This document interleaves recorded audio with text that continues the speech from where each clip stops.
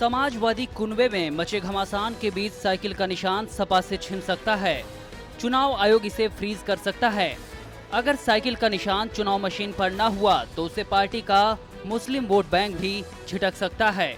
ये वो vote bank है जो सपा को सत्ता का स्वाद चखाता आया है, जिसके सहारे मुलायम से लेकर अखिलेश तक यूपी में गद्दी नशीन हो चुके हैं।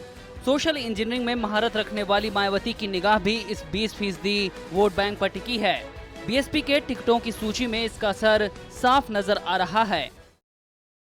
इस प्रकार से हमने 87 टिकट अकेले दलित वर्ग के लोगों को ही दिए। मुस्लिम समाज के लोगों को हमारी पार्टी ने इस चुनाव में 97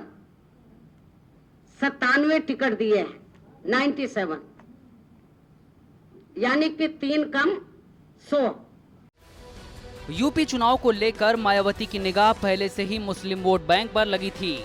इसका इशारा तभी मिल गया था जब यूपी विधानसभा के आखिरी सत्र से पहले माया ने कांग्रेस के 3 मुस्लिम विधायकों को अपने पाले में कर लिया था। 2 विधायकों को उन्होंने पहली ही सूची में बीएसपी से उम्मीदवार भी बना दिया। माया को एहसास है कि टूट की कगार पर आने के बाद सपा का ये वेस्ट वोट बैंक इस वक्त दोराहे पर खड़ा है। मुसलमानों को बहुत समझकर और बहुत संभल कर दोनों तरीक़ों से फैसला करना पड़ेगा कि किन सरकारों ने मुसलमानों को कितना सपोर्ट किया है, मुसलमानों की तरक्की के लिए, उनकी मदारिस और मसाजिद के लिए और उनकी तालीम के अपलिफ्टमेंट के लिए कितना योगदान दिया है। इसको समझकर अगर मुसलमान वोटिंग करेगा या वोट देगा या किसी भी पार्टी का सपोर्ट करेगा तो ये मुसलमानों के हक़ में अच्छा होगा। ऐसे में बीएसपी सुप्रीमो को अच्छी तरह मालूम है कि अगर सूबे का 21% दलित वोट बैंक मुस्लिम के 20% वोट बैंक के साथ मिलता है तो ये आंकड़ा 41% पर पहुंच जाएगा। ऐसे में सत्ता की राह बेहद आसान हो सकती है।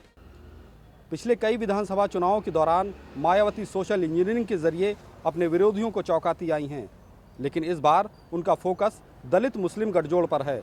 उन्होंने जो 200 उम्मीदवारों की सूची जारी की है उसमें दलित और मुस्लिम को ज़्यादा महत्व दिया गया है। जाहिर है इसके पीछे उनका मकसद है कि समाजवादी कुनबे में जो रार मची है उससे अगर मुस्लिम छिटकता है तो वो बसपा के पाले में आ सके। कैमरामैन आमिर हुसैन के साथ फरमान अब्बास, यूपी टीवी, लखनऊ।